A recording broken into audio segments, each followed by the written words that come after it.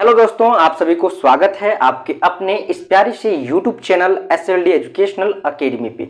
तो चलिए दोस्तों, आज हम लोग आगे की ओर बढ़ते हैं और आज हम लोग इस लेक्चर के अंदर देखने वाले हैं अति लघु उत्तरीय प्रश्न। जैसा कि आप लोग को पता है दोस्तों कि प्रीवियस लेक्चर में हम लोग एसईसी पेपर जो आपका है एसईसी पेपर, ठीक है, स्किल एनहेंसमेंट कोर्स 1, ठीक है, क्योंकि हम लोग सेमेस्टर 1 में पढ़ रहे हैं, ठीक है ना। तो एसईसी पेपर 1 जो है इसी के अंदर आपको एक पेपर था एंटरप्रेन्योरशिप यानी कि उद्यमिता, तो उसी को हम लोग देख रहे थे। तो आज हम लोग जो है वो इसमें देखने वाले हैं अति लघु उत्तरीय प्रश्न, ठीक है। प्रीवियस में हम लोग देखे थे लघु उत्तरीय प्रश्न, अभी हम लोग देखने वाले हैं अति लघु उत्तरीय प्रश्न, यानी कि लॉन्ग टाइप का देख रहे थे, अब हम लोग थोड़ा जो है शॉर्ट टाइप का जो आपका क्वेश्चन है 2 नंबर या 1 नंबर का प्रश्न जो आपका बन रहा है उसको हम लोग यूनिट बाय यूनिट भी देखेंगे, ठीक है। तो देखिए दोस्तों, आपका प्रश्न नंबर 1 क्या बोल रहा है, बोल रहा है व्यवसाय के विभिन्न प्रारूप कौन कौन हैं, ठीक है। आपका जो व्यवसाय है इसका विभिन्न प्रारूप कौन कौन सा है, ठीक है, प्रश्न ये पूछ रहा है। तो देखिए विभिन्न प्रारूप कौन कौन सा है। एकल स्वामित्व, ठीक है, एकल स्वामित्व का मतलब है, जो स्वामित्व का मतलब होता है मालिक, ठीक है, जो ओनर होता है, ठीक है। तो एकल होता है एकल स्वामित्व, ठीक है, सिंगल ओनर जो होता है उसी को हम लोग बोलते हैं एकल स्वामित्व।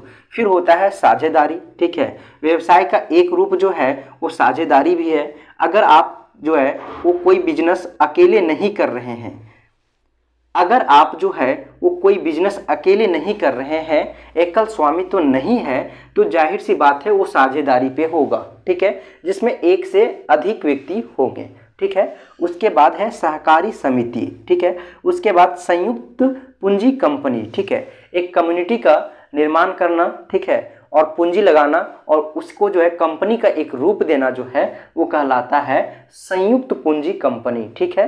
तो इस प्रकार से जो है व्यवसाय के विभिन्न प्रारूप कौन कौन से हैं। व्यवसाय के विभिन्न प्रारूप निम्न है, ठीक है। एकल स्वामित्व यानी सिंगल ओनर जो होता है, उसके बाद साझेदारी पार्टनरशिप, ठीक है, सहकारी समिति, उसके बाद संयुक्त पूंजी कंपनी। इस प्रकार से जो है आपका प्रश्न नंबर 1 का सही उत्तर यही होगा। उसके बाद हम लोग आगे की ओर बढ़ेंगे और जो आपका प्रश्न नंबर 2 है, बोल रहा है एकल व्यापार की 2 सीमाएं बताइए, ठीक है। यहाँ पे बताएं कि एकल जो स्वामित्व है, ठीक है, एकल व्यापार यानी जो सिंगल बिजनेस होता है, ठीक है, एकल व्यापार जो है आपका उसका 2 कंडीशन होगा, ठीक है, 2 सीमा होगा।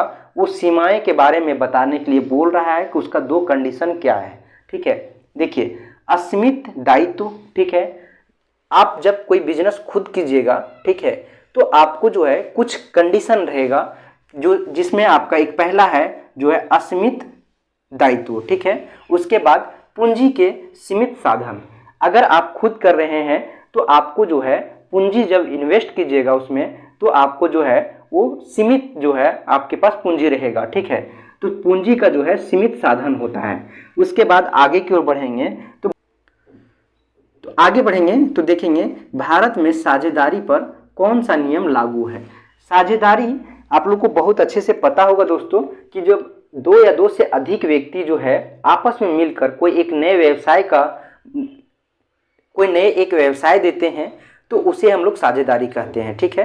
तो उस साझेदारी को पर जो है वो एक नियम बनाया गया। उस नियम कब लागू किया गया था, तो 1932 में लागू किया गया था आपका 1932 को, ठीक है। उसके बाद साझेदारी संलेख किसे कहते हैं, ठीक है, साझेदारी संलेख किसे कहते हैं, ठीक है। संलेख का मतलब है दस्तावेज, ठीक है, जो आपके और आपके पार्टनर के बीच जो है साझेदारी अगर कर रहे हैं आप लोग तो 2 या 2 से अधिक लोग होंगे और उनके बीच जो है एक बॉन्ड बनता है जो संलेख के रूप में जो है वो काम करता है। देखिए यहाँ पे इसका सही उत्तर क्या है। साझेदारी संलेख फॉर्म के साझेदारों के बीच एक लिखित समझौता है, ठीक है। साझेदारी संलेख जो है वो क्या है, फॉर्म, ठीक है। किसी भी आप फॉर्म जैसे बिजनेस कर रहे हैं, व्यवसाय कर रहे हैं, तो उसके साझेदारों के बीच जो है एक लिखित समझौता होता है, एक दस्तावेज होता है लिखित तौर पे। उसी लिखित दस्तावेज को समझौता को हम लोग कहते हैं साझेदारी संलेख, ठीक है।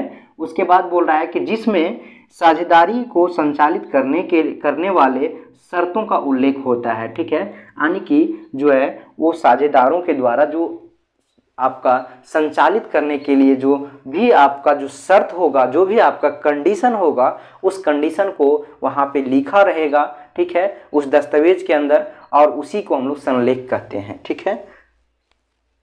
आगे बढ़ेंगे तो यहाँ पे देखिए प्रश्न नंबर 5 है, ठीक है।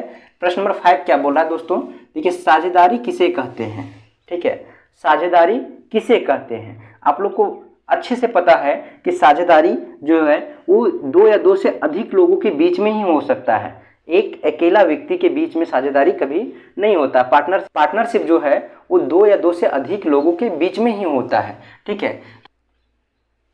साझेदारी 2 या 2 से अधिक व्यक्तियों के बीच जो है एक संबंध है, ठीक है, जो एक से अधिक वैधानिक व्यवसाय के लाभों के बांटने के लिए सहमत हो जाते हैं, ठीक है। देखिए जब आप कोई बिजनेस देते हैं तो उसमें आप जो है वो क्या, आप जो है वो एकल स्वामित्व हो सकते हैं या फिर साझेदारी हो सकता है, ठीक है। तो अगर आप खुद हैं तो जो भी आपका लाभ होगा, जो भी आपका हानि होगा, वो आप खुद पे अपना जो स्वामित्व है वो अपने ऊपर ही निर्भर करता है। जो एकल स्वामित्व जो होता है वो लाभ और हानि दोनों को अकेले जो है वो भरपाई करता है, ठीक है। लेकिन जो साझेदारी होता है उसमें जो है जो भी लाभ हुआ वो जो है जो भी उसका साझेदार है उसके साथ जो उसका पार्टनर है उसको भी देना पड़ेगा, जो भी हानि हुआ वो दोनों मिल के भरपाई करेंगे, ठीक है। तो इसी के लिए जो है वो इस प्रकार से बोला गया है कि साझेदारी जो है 2 या 2 से अधिक व्यक्तियों के बीच का एक संबंध है, ठीक है। साझेदारी क्या है, साझेदारी जो है वो 2 या 2 से अधिक व्यक्तियों के बीच जो है एक संबंध है। उसके बाद बोल रहा है जो एक ऐसे वैधानिक, यानी कि वैधानिक का मतलब है कानूनी तौर पर लीगल तरीका से जो है वो व्यवसाय के जो है व्यवसाय के लाभों को जो है वो बांटने के लिए सहमत हो जाते हैं। यानी कि जो आपका कानूनी तौर पर जो भी आपका जो लाभ हुआ उस लाभ को जो है वो एक दूसरे के बीच जो है वो बांटने के लिए सहमत हो जाते हैं, इसी को बोलते हैं साझेदारी, ठीक है। तो साझेदारी किसे कहते हैं, साझेदारी जो है 2 या 2 से अधिक व्यक्तियों के बीच एक संबंध है जो एक ऐसे वैधानिक व्यवसाय के लाभों को बांटने के लिए सहमत हो जाते हैं। तो इस प्रकार से दोस्तों हम लोग इस लेक्चर के अंदर 5 प्रश्न को देखें। अब जो है वो नेक्स्ट लेक्चर में हम लोग 5 प्रश्न को देखेंगे। तब तक के लिए आप लोग हमारे साथ इसी तरह कंटिन्यू बने रहें दोस्तों। और अगर अभी तक इस YouTube चैनल को सब्सक्राइब नहीं किए हैं तो ज़रूर से कर लें, ताकि जो है आपको आगे का कंटेंट इसी तरह मिलता रहे। धन्यवाद दोस्तों, फिर मिलेंगे हम लोग एक नए वीडियो में। तब तक के लिए आप लोग को एक बार पुनः बहुत बहुत धन्यवाद।